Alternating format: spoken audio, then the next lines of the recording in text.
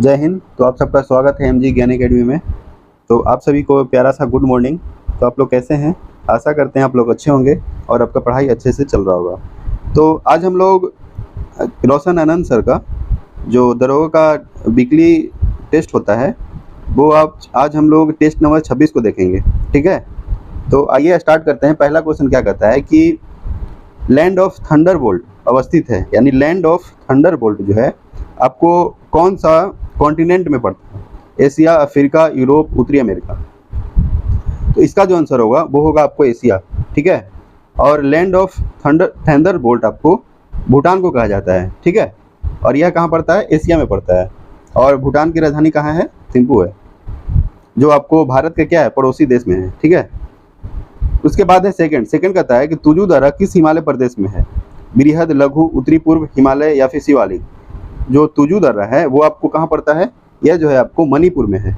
ठीक है, और यह उत्तर पूर्वी हिमालय प्रदेश में स्थित है। यानी क्या बोलते हैं, 2 का क्या होगा? सी हो जाएगा, यानी 2 का क्या होगा? सी हो जाएगा। ठीक है, और यह जो है आपको भारत को म्यांमार से जोड़ता है। अगर क्वेश्चन पूछा जाए कि भारत को म्यांमार से जोड़ने वाले दर्रा को क्या बोला जाता है, तो बोला जाता है तुजू दर्रा, और यह उत्तर पूर्वी हिमालय में स्थित है। ठीक है, अब क्या है? अब है थ्री क्या कहता है कि निम्नलिखित में से सबरी किसकी सहायक नदी है? यानी सबरी जो है किसकी सहायक नदी है? कावेरी, गोदावरी, कृष्णा, नर्मदा। तो इसका जो आंसर होगा वो क्या होगा? गोदावरी। ठीक है, यानी 3 का क्या होगा? बी हो जाएगा। और गोदावरी आपको बता दें कि यह प्रायद्वीपीय भारत की सबसे बड़ी नदी है।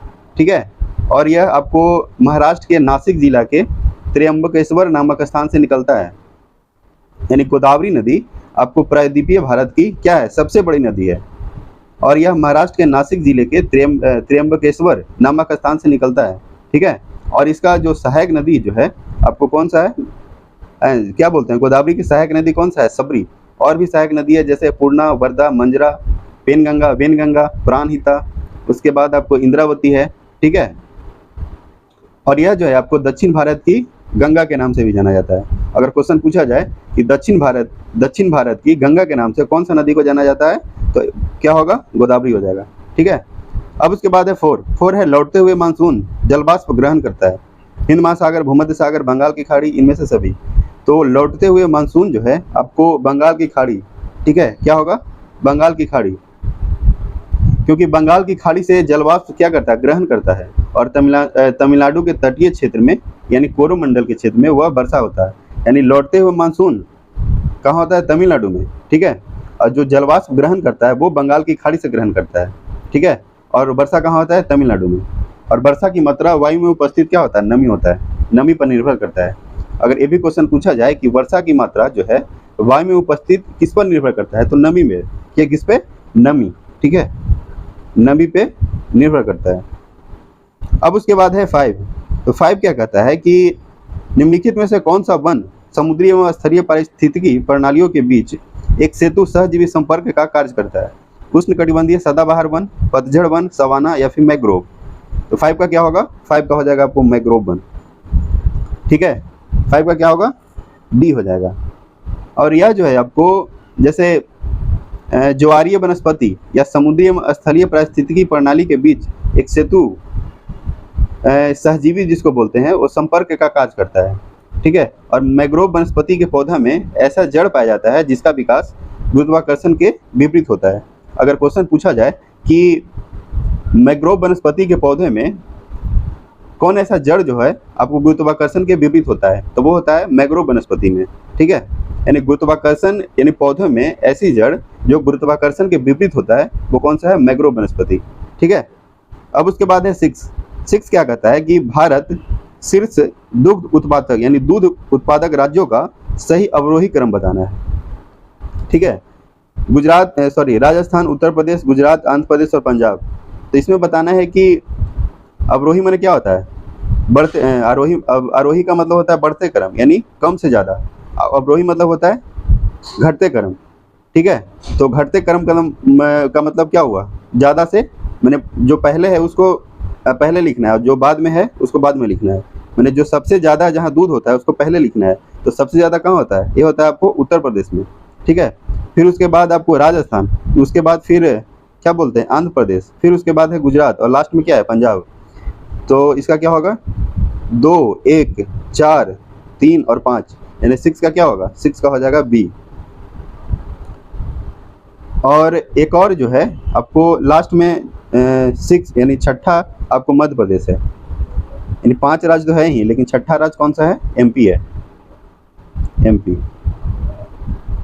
अब उसके बाद है 7 क्या कहता है कि चूना पत्थर किस अवसादी शैलों में नहीं पाया जाता है, यानी चूना पत्थर जो है आपको किस अवसादी शैलों में नहीं पाया जाता है, गोंडवाना, कुडप्पा, विंध्यन या इनमें से सभी। तो इसका जो आंसर होगा वो होगा गोंडवाना। क्या होगा, गोंडवाना, यानी चूना पत्थर किस अवसादी शैल में नहीं पाया जाता है, तो वो है गोंडवाना, ठीक है। और कुडप्पा, विंध्यन ये सब में पाया जाता है। और भारत में सब, अगर क्वेश्चन अगर ऐसा रहेगा कि भारत में सर्वाधिक चूना पत्थर का भंडारण कहाँ है, तो इसका आंसर क्या लगाएंगे, आंध्र प्रदेश, आंध्र प्रदेश, ठीक है। यानी सर्वाधिक चूना पत्थर जो है आपको कहाँ होता है, यानी चूना पत्थर का भंडारण कहाँ है, आंध्र प्रदेश में। अब उसके बाद है 8 है, निम्नलिखित में से कौन नवीकरणीय ऊर्जा के उदाहरण नहीं, ज्वारीय ऊर्जा, भूतापीय, परमाणु या पवन ऊर्जा। तो ज्वारीय, ठीक है, भूतापीय, पवन, ये सब जो है नवीकरणीय का है, ठीक है। तो यहाँ क्वेश्चन क्या पूछ रहा था कि नवीकरणीय ऊर्जा के उदाहरण नहीं है, तो यह जो है आपको परमाणु ऊर्जा हो जाएगा, क्योंकि परमाणु ऊर्जा अनवीकरणीय का उदाहरण है, ठीक है। नवीकरणीय का मतलब क्या होता है, नवीकरणीय का मतलब होता है कि जब किसी ऊर्जा स्रोत का उपयोग पुनः रूप से किया जा सके, यानी दोबारा अगर हम उसका उपयोग करेंगे तो वो नवीकरणीय, अगर दोबारा नहीं करेंगे तो क्या होगा, अनवीकरणीय। जैसे आपको अनवीकरणीय में बता दें, कोयला, पेट्रोल, प्राकृतिक गैस, सेल गैस या फिर परमाणु ऊर्जा, ठीक है। ये सब क्या है, अनवीकरणीय ऊर्जा के स्रोत हैं। और नवीकरणीय का क्या है, ज्वारीय, भूतापीय, पवन, सौर ऊर्जा इत्यादि, ठीक है। अब उसके बाद है 9। तो 9 क्या कहता है कि निम्नलिखित में से किस उद्योग को विचार आधारित कहा जाता है, किस उद्योग को विचार आधारित, इलेक्ट्रॉनिक्स उद्योग, सूचना प्रौद्योगिकी उद्योग, वायुयान निर्माण उद्योग या फिर रसायन उद्योग। तो 9 का क्या होगा, 9 का हो जाएगा आपको बी, सूचना प्रौद्योगिकी उद्योग। 9 का क्या होगा, बी हो जाएगा। अब उसके बाद है क्या बोलते हैं 10 है, राज्य एवं संघ राज्य क्षेत्रों दोनों में सर्वाधिक सड़क घनत्व कहाँ है, यानी राज्यों एवं संघ राज्य क्षेत्र दोनों में सर्वाधिक सड़क कहाँ है, सड़क घनत्व कहाँ है, महाराष्ट्र, केरल, दिल्ली, पुदुचेरी। तो इसका जो आंसर होगा दिल्ली हो जाएगा, यानी 10 का क्या होगा, सी। अब भारत में सर्वाधिक सड़कों की लंबाई पूछेगा, यानी भारत में सर्वाधिक सड़क की लंबाई ये आपको कहाँ है, महाराष्ट्र, ठीक है। और राज्यों में सड़क घनत्व, राज्य में सड़क घनत्व आपको कहाँ है, केरल में है। और राज्य एवं संघ राज्य क्षेत्रों में तो ये आपको दिल्ली हो जाएगा। अब उसके बाद है 11। तो 11 क्या है, 11 कहता है कि 6 वर्ष से कम उम्र के बच्चों में सर्वाधिक लिंगानुपात वाला राज्य केरल, मेघालय, मिजोरम, अरुणाचल प्रदेश। तो जो 6 वर्ष से कम उम्र के बच्चों में सर्वाधिक लिंगानुपात वाला राज्य जो है वो आपको है अरुणाचल प्रदेश, ठीक है। कौन सा है, अरुणाचल प्रदेश। कितना है, 972, ठीक है, 972। ये आप अंक याद रखिएगा, डिजिट याद रखिएगा, कितना है, 972। यानी 6 वर्ष से कम उम्र के बच्चों में सर्वाधिक लिंगानुपात, यानी सबसे ज़्यादा क्या उसको बोल सकते हैं, सबसे ज़्यादा 6 वर्ष से कम उम्र के बच्चा कहाँ है, ये आपको है अरुणाचल प्रदेश में। कितना है, 972, ठीक है, 972। अब उसके बाद आपको मिजोरम है, मिजोरम में कितना है, 970। और मेघालय में भी क्या है, 970 ही है। और सर्वाधिक लिंगानुपात वाला राज्य बोलेगा तो वो क्या होगा, केरल हो जाएगा, केरल। सर्वाधिक लिंगानुपात वाला राज्य केरल, 1084 है। अब उसके बाद है 12, प्रकृति का सुरक्षा बल्ब किसे कहा जाता है, भूस्खलन, ज्वालामुखी, चक्रवात, इनमें से कोई नहीं। तो प्रकृति का सुरक्षा बल्ब ये आपको क्या हो जाएगा, ये हो जाएगा आपको ज्वालामुखी। तो 12 का क्या होगा, बी हो जाएगा। यानी ज्वालामुखी जो है एक प्रक्रिया है जिसके अंतर्गत क्या होता है, गर्म गलित मैग्मा जो है आपको पृथ्वी के आंतरिक परतों को तोड़ते हुए सतह पर, जैसे तरल लावा जो होता है, जैसे ठोस द्रव गैस सम्मिलित होता है इसमें, यानी तरल लावा में क्या होता है, ठोस द्रव गैस सम्मिलित होता है, उसका रूप को उद्गारित होता है और इसे प्रकृति का क्या बोला जाता है, सुरक्षा बल्ब। यानी सीधे से बात क्या है कि प्रकृति का सुरक्षा बल्ब किसको बोलेंगे? तो ज्वालामुखी को। 13 है अंगामी जनजाति। अंगामी जनजाति का निवास राज्य है नागालैंड, त्रिपुरा, मेघालय या असम। तो 13 का क्या होगा? 13 का ए, अंगामी जनजाति। अंगामी जनजाति का निवास राज्य नागालैंड है। 14 है डाचीग्राम राष्ट्रीय उद्यान अवस्थित है कर्नाटक, अंडमान निकोबार, जम्मू कश्मीर, हिमाचल प्रदेश। तो 14 का क्या होगा? सी, जम्मू कश्मीर। उसके बाद है 15 कहता है पाखुपीला लोक नृत्य से संबंधित राज्य है। पाखुपीला लोक नृत्य से संबंधित राज्य है कौन सा? मिजोरम, मणिपुर, जम्मू कश्मीर, गोवा। तो इसका जो आंसर होगा ये हो जाएगा मिजोरम। 16 है निम्नलिखित में से किससे उत्तर वैदिक कालीन समाज तथा संस्कृत के विषय में जानकारी प्राप्त नहीं होती है? ब्राह्मण ग्रंथ, आरण्यक, उपनिषद, संहिता। तो 16 का क्या होगा? 16 का हो जाएगा डी, संहिता। 16 का क्या होगा? डी हो जाएगा। 4 वेद को सम्मिलित रूप से क्या बोलते हैं? संहिता बोलते हैं। अगर क्वेश्चन पूछे कि 4 वेद जैसे ऋग्वेद, यजुर्वेद, सामवेद, अर्थवेद होता है ना, तो इन सभी वेदों को सम्मिलित रूप को क्या बोलते हैं? संहिता बोलते हैं, संहिता। और जैसे ब्राह्मण ग्रंथ हुआ है ना, आरण्यक हुआ, उपनिषद, तो इससे हमें उत्तर वैदिक कालीन समाज तथा संस्कृति के विषय में जानकारी मिलता है। कौन कौन? ब्राह्मण ग्रंथ, आरण्यक, उपनिषद से क्या मिलता है? उत्तर वैदिक कालीन समाज। ब्राह्मण ग्रंथ, आरण्यक और उपनिषद से उत्तर वैदिक कालीन समाज तथा संस्कृत के विषय में जानकारी मिलता है, क्योंकि इसकी रचना संहिता के पश्चात हुआ था। ठीक है, उत्तर वैदिक काल में हुआ था। ठीक है, अब उसके बाद है 17 क्या कहता है कि अनंत चतुष्टय का संबंध है बौद्ध धर्म, जैन धर्म, आजीवक संप्रदाय, वैष्णव धर्म। तो इसका जो आंसर होगा वो क्या होगा? जैन धर्म हो जाएगा। क्या होगा? जैन धर्म। 18 क्या है? 18 है आपको कि अशोक के संदर्भ में निम्नलिखित कथनों पर विचार कीजिए। सिंहली अनुश्रुतियों के अनुसार अशोक शैव धर्म का अनुयायी था। दूसरा है अशोक अपने शासन के 20वें वर्ष बोध गया का यात्रा किया। तीसरा है स्वनियंत्रण अशोक की धम्म नीति का मूल सिद्धांत है। तो अशोक के संदर्भ में कौन सा विचार है ये आपको बताना है। तो 18 का क्या होगा? 18 का हो जाएगा सिर्फ तीसरा, स्वनियंत्रण अशोक की धम्म नीति का मूल सिद्धांत है। केवल क्या होगा? 18 का सी हो जाएगा। और जो आपको दिया हुआ है कि सिंहली अनुश्रुति के अनुसार अशोक शैव धर्म का अनुयायी था, ये गलत है। सिंहली अनुश्रुति नहीं होगा, ये होगा आपको राजतरंगिणी। ठीक है, राजतरंगिणी के अनुसार अशोक जो है शैव धर्म का अनुयायी था और अशोक अपने शासन के 10वें वर्ष सर्वप्रथम बोध गया की यात्रा किए थे और इसके बाद अभिलेख के 20वें वर्ष लुम्बिनी ग्राम जैसे गया में किए थे, भ्रमण किए थे। 19 क्या कहता है कि हर्षवर्धन को शिलादित्य संबोधन मिला था। हर्षवर्धन को शिलादित्य संबोधन मिला था कुषाण से, चीनी से, अरबी से, ईरानी से। तो इसका जो आंसर होगा आपको क्या होगा? चीनी से हो जाएगा। क्या होगा? चीनी से। और हर्षवर्धन आपको बता दें कि 606 ईस्वी में 16 वर्ष की अवस्था में थानेश्वर की गद्दी पर बैठा था। कितना ईस्वी में हर्षवर्धन थानेश्वर की गद्दी पर बैठा था? तो 606 ईस्वी में। ठीक है। 20 क्या कहता है कि कैलाश मंदिर एलोरा निर्मित है, नागर शैली, द्रविड़ शैली, बेसर शैली या मथुरा शैली। तो इसका जो आंसर होगा वो क्या हो जाएगा? बेसर शैली। यानी कैलाश मंदिर एलोरा निर्मित है बेसर शैली। ठीक है। 21 क्या कहता है कि मध्यकालीन ऐतिहासिक ग्रंथ फतवा ए जहादारी के रचनाकार कौन हैं? जियाउद्दीन बर्नी, अबुल फजल, मिनहाज उस सिराज या भीमसेन। तो इसका जो आंसर होगा वो क्या होगा? क्या क्वेश्चन पूछ रहा था कि मध्यकालीन ऐतिहासिक ग्रंथ फतवा ए जहादारी के रचनाकार कौन है?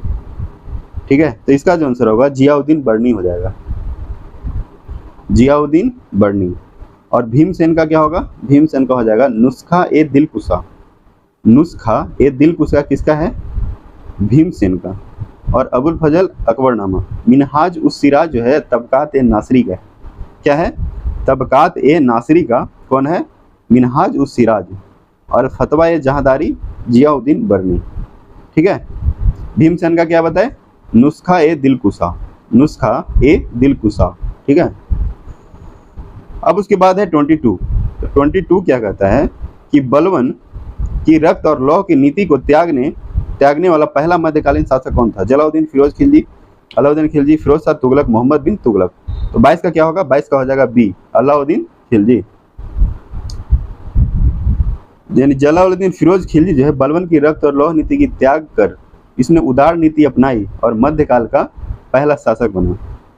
ठीक है, अब उसके बाद है 23 कहता है कि बुंदेला राजपूतों का विद्रोह किस मुगल शासक के समय हुआ? बुंदेला राजपूतों का विद्रोह किस मुगल शासक के समय हुआ? तो जहांगीर, औरंगजेब, शाहजहां, हुमायूं। 23 का क्या होगा? 23 का हो जाएगा सी, शाहजहां। 23 का क्या होगा? सी हो जाएगा। और मुगल बादशाह आपको शाहजहां, इसका कार्यकाल 1628 से 1658। ठीक है, और 1628 ईस्वी में इसमें बुंदेला सरदार जैसे जुज्जर सिंह के नेतृत्व में बुंदेलों ने शाहजहां के विरोध विद्रोह किया था। यानी क्वेश्चन अगर पूछा जाए कि बुंदेला जो विद्रोह हुआ था राजपूतों का, उसमें उसका नेतृत्व कौन कर रहे थे, कौन सरदार कर रहे थे? जुज्जर सिंह। ठीक है, अब उसके बाद है 24 क्या है कि निम्नलिखित में से किसका संबंध लॉर्ड इरविन से नहीं है? चटगांव शास्त्रागार पर हमला, शारदा अधिनियम का क्रियान्वयन, द्वितीय गोलमेज सम्मेलन या कांग्रेस का सर्वदलीय सम्मेलन। तो 24 का क्या होगा? 24 का हो जाएगा सी, द्वितीय गोलमेज सम्मेलन। चटगांव शास्त्रागार पर हमला आपको 1930, चटगांव शास्त्रागार का हमला जो है आपको, जिसको सुए सेन द्वारा किया गया था, ये आपको 1930 में। और कांग्रेस का सर्वदलीय सम्मेलन 1928। ठीक है, कांग्रेस का सर्वदलीय सम्मेलन 1928। ओके, और क्या है? और है आपको शारदा अधिनियम। शारदा अधिनियम ये है आपको 1930, 1 अप्रैल 1930, 1 अप्रैल 1930। ठीक है, यानी चटगांव शास्त्रागार पर हमला 1930, शारदा अधिनियम 1 अप्रैल 1930, कांग्रेस का सर्वदलीय सम्मेलन 1928 और द्वितीय गोलमेज सम्मेलन 7 सितंबर 1931 को लॉर्ड वेलिंगटन के समय हुआ था। कब हुआ था? लॉर्ड वेलिंगटन के समय, द्वितीय गोलमेज सम्मेलन। और लॉर्ड इरविन के टाइम चटगांव शास्त्रागार, ठीक है, शारदा अधिनियम और कांग्रेस का सर्वदलीय सम्मेलन हुआ था। ठीक है, और लॉर्ड इरविन का 1626 से 1631 तक कार्यकाल था। अब है 25 क्या कहता है कि निम्नलिखित में से कौन सा विकल्प सत्य है? पुस्तक का लेखक है होम एंड द वर्ल्ड, पुस्तक का नाम है, इसका लेखक लाला हरदयाल।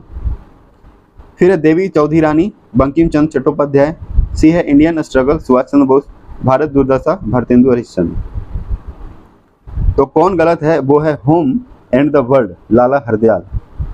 ठीक है, होम एंड द वर्ल्ड जो है ये आपको लाला हरदयाल नहीं, ये थे रविन्द्रनाथ टैगोर, रविंद्रनाथ टैगोर। ठीक है, रविन्द्रनाथ टैगोर थे। अब उसके बाद है 26 कहता है खुदीराम बोस का जन्म किस गांव में हुआ? हबीबगंज, भावरा, हबीबपुर या बंगा। 26 का क्या होगा? सी हो जाएगा, हबीबपुर। यानी खुदीराम बोस का जन्म कहाँ हुआ था, किस गांव में हुआ था? तो हबीबपुर में हुआ था। ठीक है, अब उसके बाद है 27 है राष्ट्रवादी अहरार आंदोलन किसके द्वारा प्रारंभ किया गया था? हकीम अजमल खां, मजहर उल हक, हाजी शरीयतुल्लाह खान, अब्दुल गफ्फार खां। तो 27 का क्या हो जाएगा? 27 का हो जाएगा आपको बी, मजहर उल हक। 28 से 7 अगस्त 1942 को कांग्रेस की बैठक ग्वालियर टैंक बम्बई में हुई थी, इसकी अध्यक्षता कौन किए थे? महात्मा गांधी, जवाहरलाल नेहरू, राजेंद्र प्रसाद और अबुल कलाम आज़ाद। जो 7 अगस्त 1942 को कांग्रेस का बैठक मुंबई में हुआ, इसका अध्यक्षता आपको कौन किए थे? अबुल कलाम आज़ाद। ठीक है, और राजेंद्र प्रसाद क्या थे? ये जो है भारत के प्रथम राष्ट्रपति थे। ठीक है, जो आपको 1950 से 62 तक रहे थे, यानी सबसे ज़्यादा कार्यकाल इन्हीं का था। और अस्थाई अध्यक्ष जो बोलते हैं वो आपको राजेंद्र प्रसाद ही थे, और अस्थाई डॉक्टर सच्चिदानंद सिन्हा। अब है 29 क्या कहता है कि 1857 की क्रांति के संबंध में यह सभ्यता एवं बर्बरता का संघर्ष था, यानी यह सभ्यता एवं बर्बरता का संघर्ष था, किस विद्वान का कथन था? Elia Rees, T R. Holmes, John Lawrence या सीले। तो 29 का क्या होगा? बी हो जाएगा, टी.आर. होम्स। ठीक है, टी.आर. होम्स। और जॉन लॉरेंस का क्या कहना था कि यह सिपाही विद्रोह के अतिरिक्त कुछ नहीं था। और सीले का कहना था कि यह पूर्णतः देशभक्ति रहित और स्वार्थी सिपाही विद्रोह था। यानी सीले का कहना था कि पूर्णतः देशभक्ति रहित और स्वार्थी सिपाही विद्रोह था। और एलियर का कहना था कि यह धर्माधो का ईसाइयों के विरुद्ध एक धर्म युद्ध था। ठीक है। अब उसके बाद 30 है कि भैरववाल की संधि का संबंध है आंग्ल मैसूर युद्ध, आंग्ल मराठा युद्ध, आंग्ल सिख युद्ध या आंग्ल नेपाल युद्ध। तो इसका जो आंसर होगा क्या होगा, आंग्ल सिख युद्ध। ठीक है, 30 का क्या होगा, सी हो जाएगा, आंग्ल सिख युद्ध, जो आपको 1845-46 में हुआ था। और द्वितीय आंग्ल सिख युद्ध कब हुआ था, 1848-49। 31 है कि किस अधिनियम के तहत भारत में पहली बार संघात्मक सरकार की स्थापना का प्रयास किया गया। तो यह जो है आपको भारत शासन अधिनियम 1935 क्या होगा, भारत शासन अधिनियम 1935। और इसमें आपको ब्रिटिश भारतीय प्रांत के बारे में बोला गया, फिर उसके बाद देसी रियासत के बारे में बोला गया। अब उसके बाद है 32 है first past the post system भारतीय चुनाव प्रणाली में किस देश से ग्रहण किया गया, अमेरिका, कनाडा, दक्षिण अफ्रीका, ब्रिटेन। तो first past the post system आपको अमेरिका नहीं होगा, ब्रिटेन होगा। क्या होगा, Britain. First past the post system का मतलब क्या होता है कि जो सर्वाधिक मत के आधार पर चुनाव में जीत की प्रक्रिया, यानी सर्वाधिक जिसका मत मिलेगा वही क्या है, चुनाव जीतेगा। इसका मतलब होता है किसका, first past the post system का। वो कहाँ से लिया गया था, ब्रिटेन से। 33 है कि इनमें से कौन संविधान सभा की प्रारूप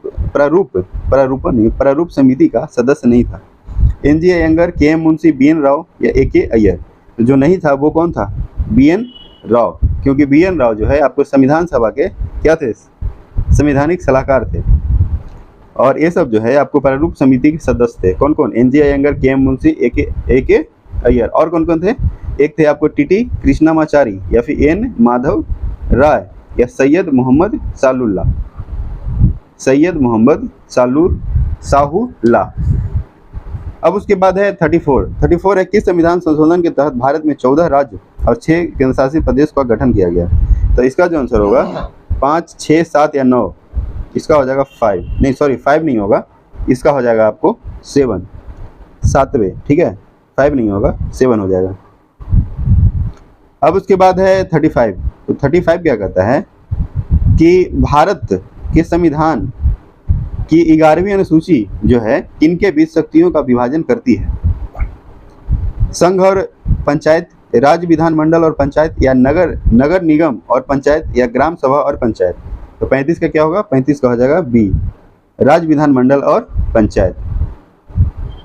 ठीक है, 35 का क्या होगा, बी हो जाएगा, जो 11वीं अनुसूची में पंचायती राज व्यवस्था का विवरण दिया गया था। और इसके अंतर्गत जो है राज्य सरकार को 29 विषय और पंचायती राज व्यवस्था को राज्य सूची का विषय दिया गया था। ठीक है, इन पंचायती राज व्यवस्था को राज्य सूची का विषय और राज्य सरकार को 29 विषय दिया गया। अब उसके बाद है 36 क्या कहता है कि निजता के अधिकार का उल्लेख, और जैसे विधानमंडल जो है आपको आर्टिकल 168 में विधानमंडल का जो नियम है, कार्यपालक जो होता है, मतलब कहने का मतलब कि विधानमंडल के बारे में आपको आर्टिकल 168 में दिया गया है। 36 है निजता के अधिकार का उल्लेख मिलता है, स्वतंत्रता का अधिकार, समानता के अधिकार, धार्मिक स्वतंत्रता या शोषण के विरुद्ध। तो इसका जो आंसर होगा स्वतंत्रता के अधिकार। 36 हो जाएगा आपको स्वतंत्रता का अधिकार, जो आपको आर्टिकल 21 में वर्णित है। और स्वतंत्रता का अधिकार आपको 19 से 22 में है। क्या है, 19 से 22 में। और शोषण के विरुद्ध है आपको 23-24 में। क्या है, 23-24 में है। और धार्मिक स्वतंत्रता 25 से 28, यानी 25 से 28 जो है आर्टिकल में आपको धार्मिक स्वतंत्रता के बारे में है। 37 क्या कहता है कि अनुच्छेद 42 राज्य को शक्ति प्रदान करता है, कर्मचारी को निर्वाह, मजदूरी एवं कुटीर उद्योग का विकास, सहकारी समिति का उन्नयन, या कार्य की न्याय संगत और मानवीय दशाओं का तथा मातृत्व सुरक्षा हेतु सहायता, या स्त्री एवं पुरुषों को समान कार्य के लिए समान वेतन। इसका जो आंसर होगा वो हो जाएगा सी, कार्य की न्याय संगत और मानवीय दशाओं का तथा मातृत्व सुरक्षा हेतु सहायता का उपबंध। 38 क्या है कि राष्ट्रपति के क्षमादान के अंतर्गत प्रविलंबन का अर्थ है क्या है? विशेष परिस्थितियों की वजह से सजा कम करना, किसी दंड को कुछ समय के लिए टालने की प्रक्रिया, या सजा की मात्रा को बदलना, या सजा की प्रकृति को बदलना।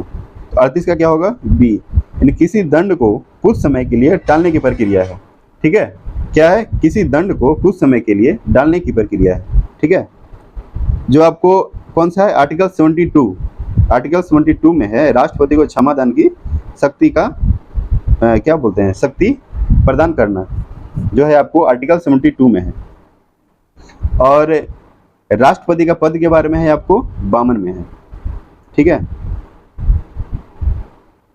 और उसके बाद है 39 क्या कहता है कि निम्नलिखित में बिना संसद सदस्य हुए भी उसके कार्रवाई में तथा सदन में बोलने का प्राधिकार प्राप्त होता है मंत्री, लोकसभा अध्यक्ष, नियंत्रक एवं महालेखा परीक्षक या महान्यायवादी।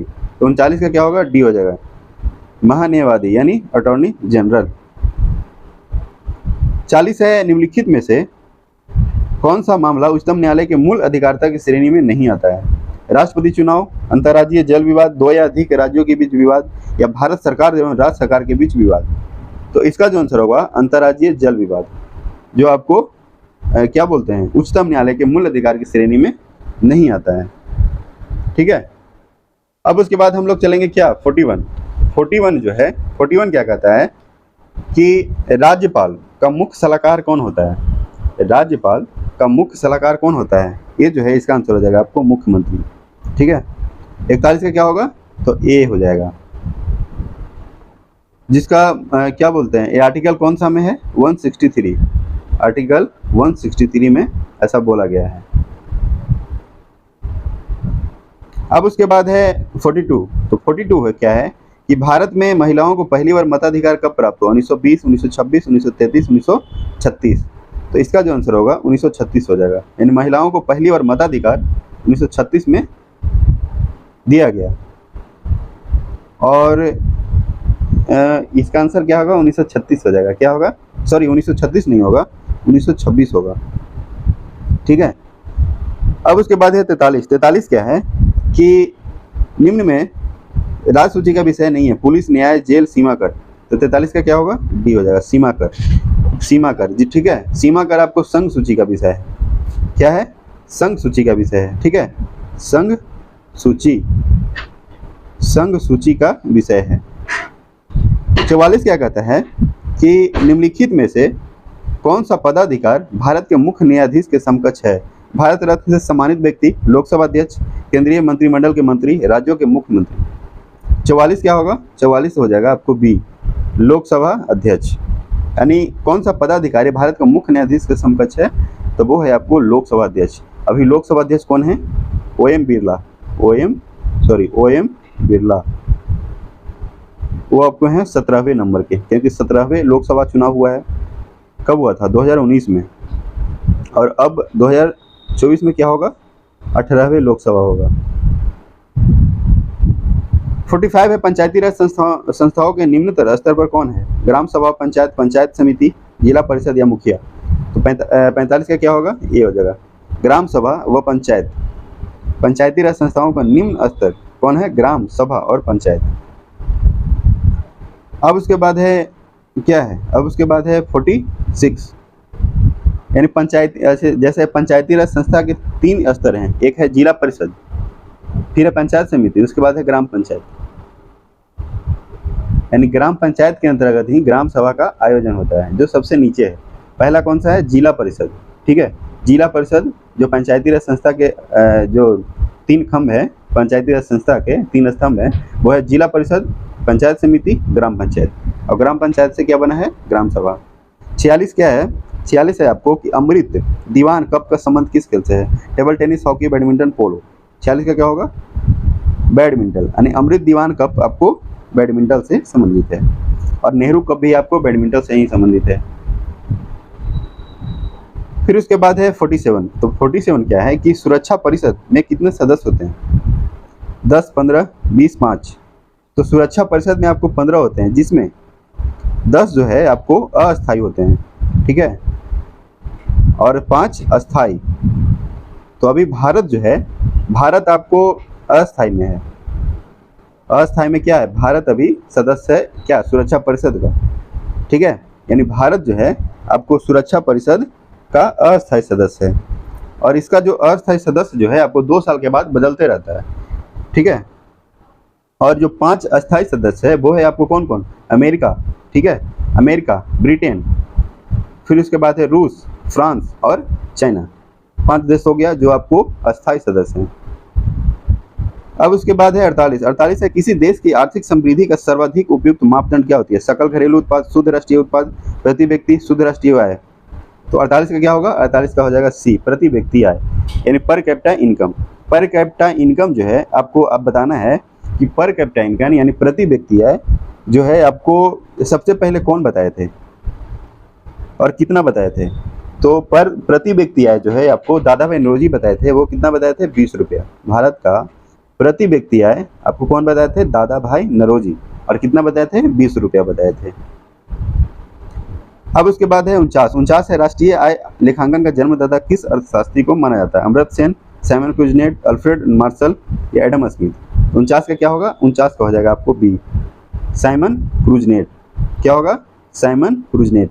50 है, प्राथमिक घाटा है, प्राथमिक घाटा क्या है, राजकोषीय घाटा माइनस सरकार द्वारा ब्याज भुगतान, यही है।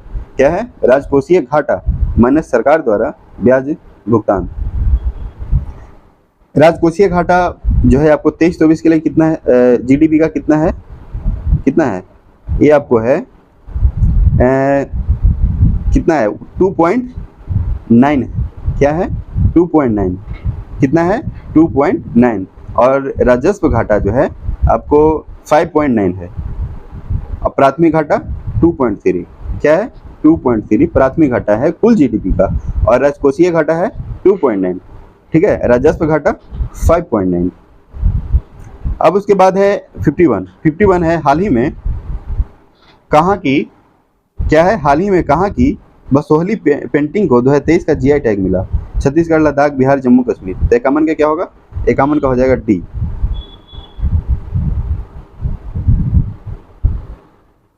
अब उसके बाद है 52 है, क्या है कि विज्ञान साहित्य महोत्सव 2023 कहाँ मनाया गया, नई दिल्ली, ऋषिकेश, भोपाल, क्या मुंबई है। तो इसका जो आंसर होगा, इसका आंसर होगा आपको भोपाल, यानी विज्ञान साहित्य महोत्सव आपको भोपाल में मनाया गया। कहाँ मनाया गया, भोपाल में। 53 क्या है कि निम्नलिखित में से कौन सा विकल्प सही नहीं है, एक तरफ पोर्टल है, एक तरफ जारी करता है, यानी ये कौन सा पोर्टल जो है आपको कौन जारी करता है, अमर सरकार, नरेंद्र मोदी, परीक्षा संगम सीबीएसई, बाल रक्षा सर्बानंद सोनोवाल, जन समर्थ केंद्र सरकार। 53 का क्या होगा, 53 का हो जाएगा ए, अमर सरकार जो है आपको विकल्प सही नहीं है। 53 का क्या होगा, 53 का ए हो जाएगा। और अमर सरकार जो है आपको त्रिपुरा सरकार द्वारा जारी किया गया है, जिसमें कहा गया है कि सभी केंद्र और राज्य सरकार की प्रायोजित योजना को हर घर तक पहुंचाना। अमर सरकार योजना जो है क्या कहा गया है कि प्रत्येक नहीं, सभी केंद्र का योजना और उस राज्य सरकार के योजना को हर घर तक पहुंचाना, ठीक है। इन 53 का क्या होगा, ए हो जाएगा। उसके बाद परीक्षा संगम सीबीएसई सही है, बाल रक्षा सर्बानंद सोनोवाल, जन समर्थन केंद्र सरकार। 54 है, ला पेरोस थर्ड एक्सरसाइज जो 2023 युद्धाभ्यास जो है किनके बीच हुआ। 54 का क्या होगा, 54 का हो जाएगा आपको यह जो है आपको बहुराष्ट्रीय, क्या होगा, बहुराष्ट्रीय सैन्य अभ्यास है जो आपको हिंद महासागर क्षेत्र में हुआ है, और यह नौसेना का अभ्यास है, नौसेना, नेवी। और नेवी डे आपको 4 दिसंबर को मनाया जाता है, नेवी डे 4 दिसंबर, और वायुसेना 8 अक्टूबर, थल सेना क्या है, थल सेना 15 जनवरी। 55 क्या है, 55 है, वर्ल्ड एयर क्वालिटी रिपोर्ट 2023 में प्रथम स्थान चार्ट को प्राप्त हुआ, तो इनमें भारत का स्थान क्या है, 38, 8, 22, 31। तो 55 का क्या होगा, बी 8। प्रथम स्थान कौन सा है, चार्ट देश कौन क्या में है, world air quality report, world air quality report में प्रथम स्थान क्या है, चार्ट, और भारत का स्थान है 8वां। 56 है, वित्त वर्ष 2022-23 में भारत का सबसे बड़ा व्यापारिक भागीदारी कौन सा देश होना, सिंगापुर, चीन, रूस, अमेरिका। 56 का क्या होगा, 56 का हो जाएगा डी, अमेरिका। 57 है, हाल ही में नाटो द्वारा साइबर रक्षा अभ्यास क्या है, लॉक्ड शील्ड 2023 का आयोजन किस देश में किया गया, Estonia, Israel, Bharat, south Korea. तो 57 का क्या होगा, 57 का हो जाएगा ए, क्या होगा, एस्टोनिया। 58 है, हाल ही में कौन सा देश ठोस ईंधन वाले रॉकेट GEM 100 का सफल परीक्षण किया? इराक, यूएई, ईरान, सऊदी अरब। तो 58 के क्या होगा? सी, ईरान। 59 है, हाल ही में रानीपुर टाइगर रिजर्व का 54वां टाइगर रिजर्व बना, यह किस राज्य में है? किस राज्य में है? मध्य प्रदेश, उत्तर प्रदेश, कर्नाटक या उड़ीसा? तो इसका जो आंसर होगा, यानी 54वां टाइगर रिजर्व रानीपुर आपको उत्तर प्रदेश के बुंदेलखंड क्षेत्र में स्थित जो है रानीपुर टाइगर रिजर्व जो है आपको 54वां बना है, और यह जो है उत्तर प्रदेश का चौथा टाइगर रिजर्व है। क्या है? उत्तर प्रदेश का चौथा टाइगर रिजर्व। 60 हाल ही में बिहार के सुभद्रा देवी को 2023 में पद्मश्री दिया गया, इनका संबंध जो है क्या चीज से था? साहित्य, कला, समाज सेवा, व्यापार एवं उद्योग। तो 60 का क्या होगा? कला से होगा। क्या होगा? कला से। क्या नाम है इनका? सुभद्रा देवी, जिनको पद्मश्री दिया गया, क्या चीज संबंधित रखते हैं? कला से। ठीक है। अब है 61। क्या है? 61। ठीक है। तो 61 क्या है कि एवेल पुरस्कार 2023 किसे दिया गया? Dennis Parnell Sullivan, Angela Merkel, Luis Caffarelli, इनमें से कोई नहीं। 61 का क्या होगा? सी हो जाएगा, लुइस कैफरेली। क्या होगा? Louis Caffarelli.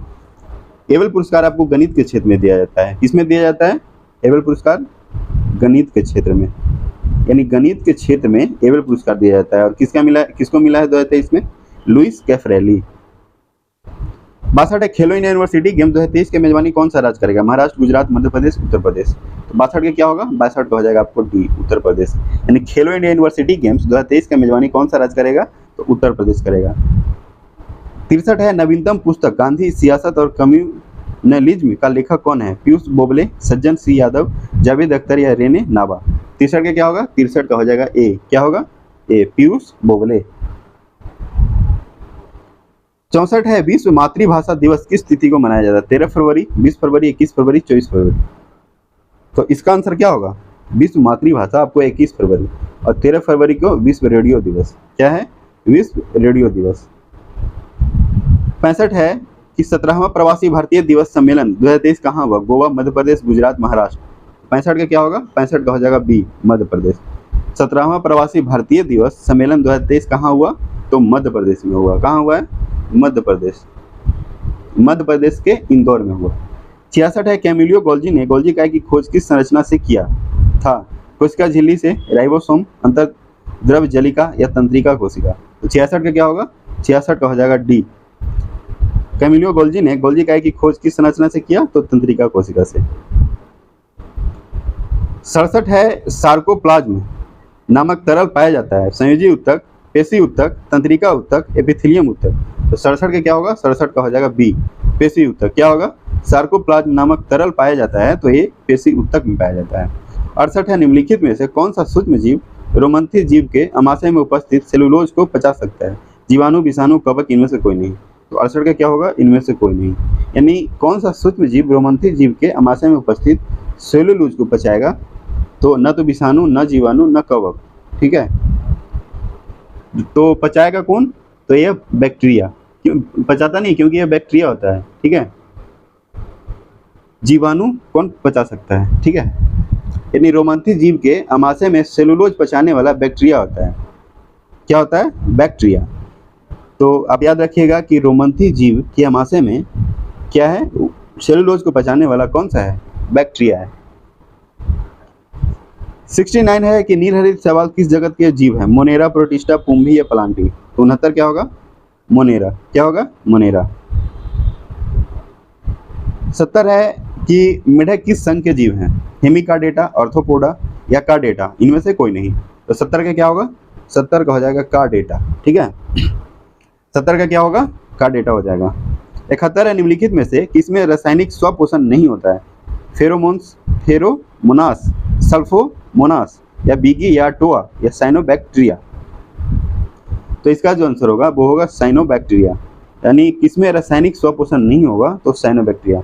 72 है, महाधमनी निकलती है दायां नीले, बायां नीले, दायां अलिंद या बायां अलिंद। 72 का क्या होगा? 72 का हो जाएगा बी, बायां नीले। महाधमनी निकलती है बायां नीले से। 73 है, ग्रोथ हार्मोन किस हार्मोन के साथ मिलकर शरीर की वृद्धि एवं विकास को नियंत्रित करते हैं? यानी ग्रोथ हार्मोन किस हार्मोन के साथ मिलकर शरीर की वृद्धि एवं विकास को नियंत्रित करते हैं? तो है थायरॉक्सिन, भासोप्रेसिन, पाराथॉर्मोन या मिलेटोनिन।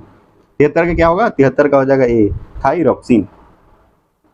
74 है प्रोस्टेट ग्लैंड भाग है किसका? मादा जनन तंत्र, नर जनन तंत्र, पौधा जनन तंत्र या ए तथा बी दोनों। तो इसका जो आंसर होगा क्या होगा?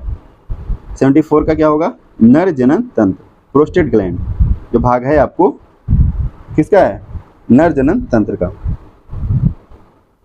जो आपको मूत्राशय के आधार पर स्थित रहता है तथा इसकी नली जो है मूत्र मार्ग में खुलता है और इससे निकलने वाला एंजाइम अम्लीय प्रकृति क्या होता है? अम्लीय प्रकृति का होता है। देखिए प्रोस्टेट ग्लैंड जो है आपको नर जनन तंत्र का भाग है, ठीक है, और यह मूत्राशय के आधार पर स्थित रहता है। किसके आधार पर? मूत्राशय के आधार पर, तथा इसकी नली मूत्र मार्ग में क्या होता है? खुलता है। इससे निकलने वाला एंजाइम क्या होता है? अम्लीय प्रकृति का होता है।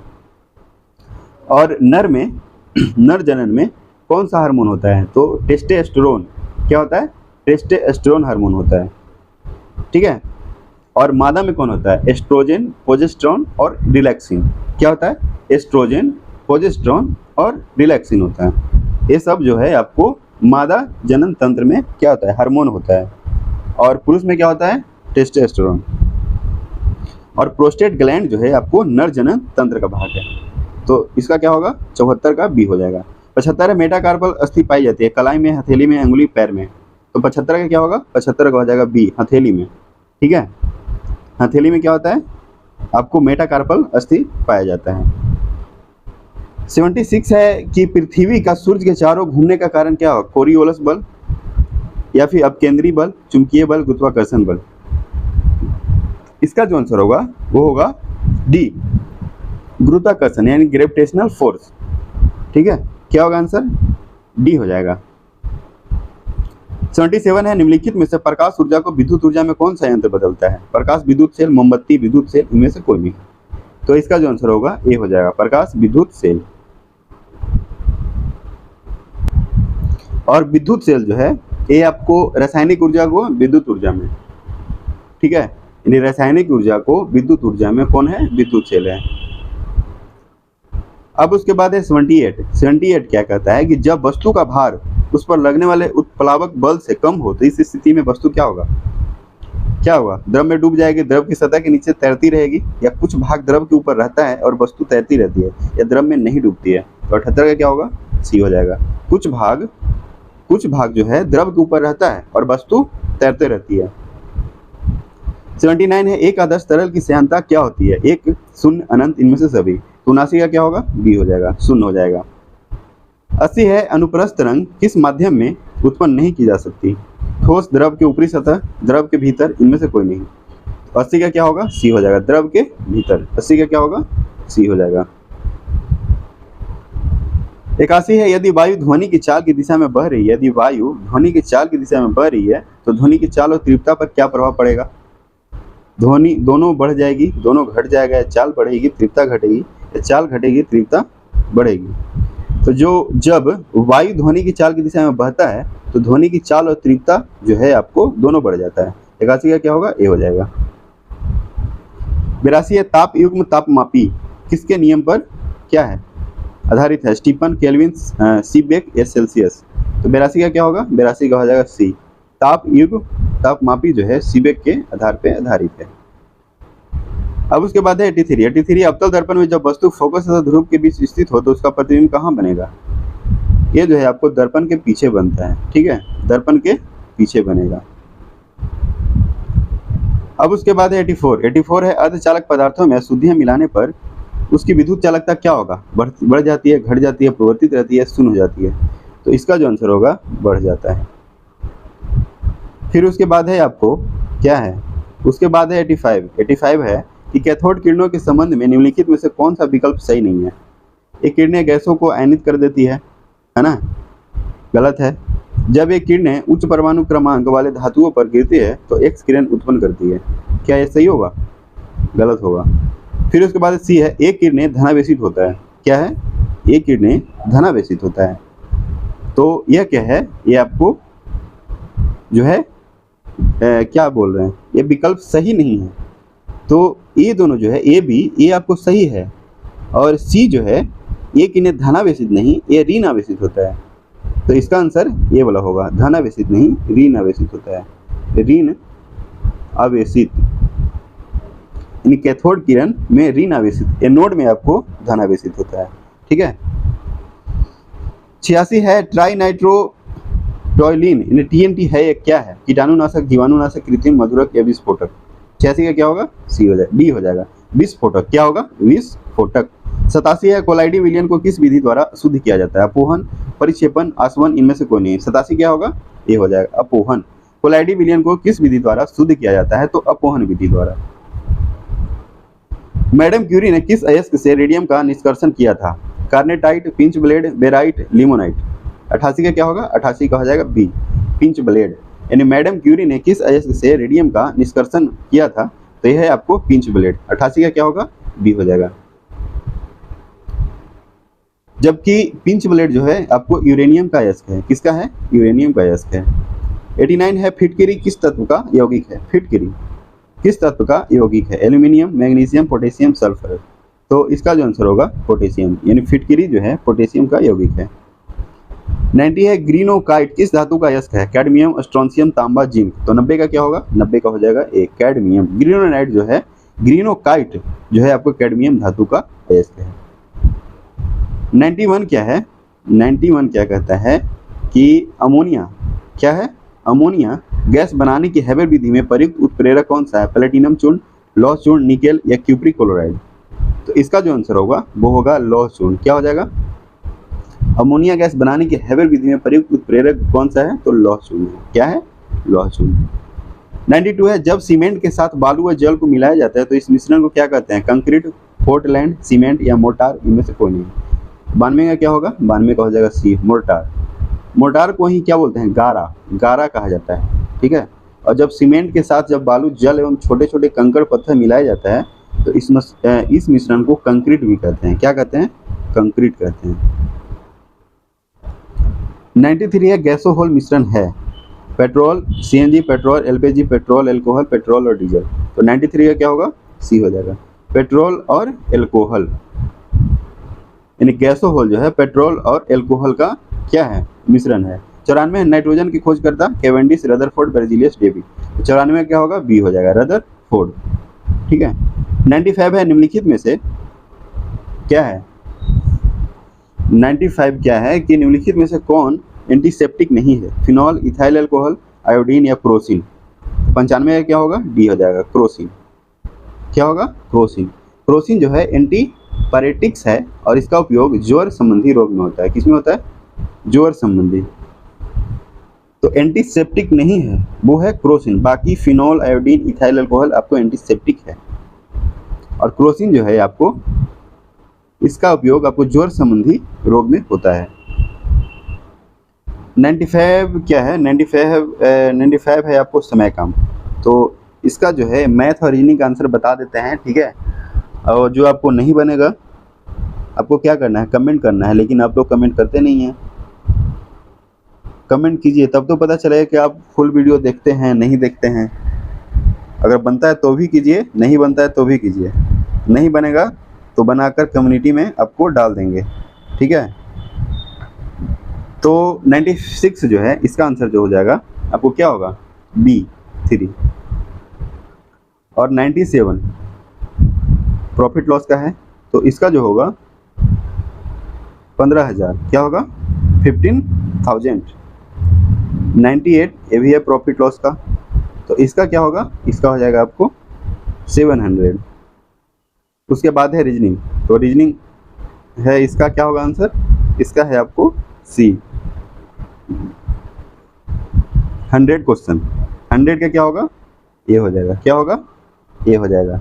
इसमें क्या करना है कि जैसे 20 है, 22 है, कितना 2 बढ़ा, फिर उसके बाद 22 से 27 5 बढ़ा, फिर उसके बाद क्या करना है कि फिर उसके बाद आपको 11 बढ़ेगा, फिर 27 बढ़ेगा, फिर उसके बाद 23 बढ़ेगा, फिर उसके बाद 31 बढ़ेगा। यानी मध्य जो है एक अभाज्य संख्या जो है आपको बढ़ रहा है। यानी क्या हुआ कि दो अभाज्य संख्या में मध्य का अंतर एक अभाज्य संख्या होता है। अगर मैथ में ऐसे पूछा जाए कि अभाज्य संख्या किसको बोलते हैं, तो दो अभाज्य संख्या में मध्य का अंतर अभाज्य संख्या कहलाता है। तो 100 का क्या होगा, 100 का हो जाएगा 38। तो आज के लिए इतना ही।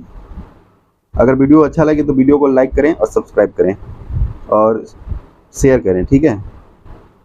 चलिए, जय हिंद, जय भारत, जय बिहार, धन्यवाद।